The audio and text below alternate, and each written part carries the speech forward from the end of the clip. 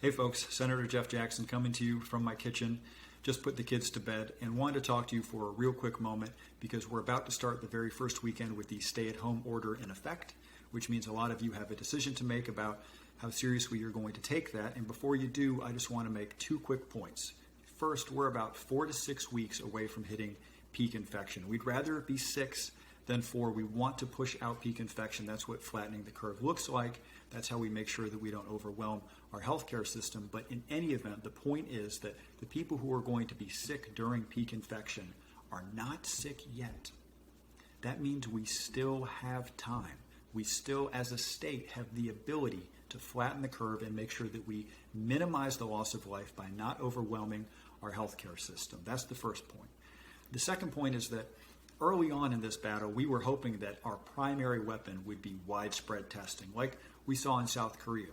But for a lot of reasons that don't have anything to do with our state and have a lot to do with the response from the federal government, we just never had enough tests to do the kind of widespread testing that you need to do to make that your primary weapon. So our primary weapon is now social distancing.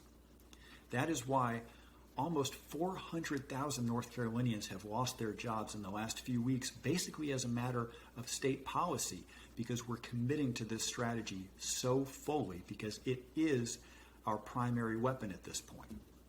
So out of respect to those folks who have lost their jobs, and out of respect to the healthcare workers, and out of respect to the very vulnerable groups of people, and out of respect to yourself, because you don't want to get sick either, please take this seriously.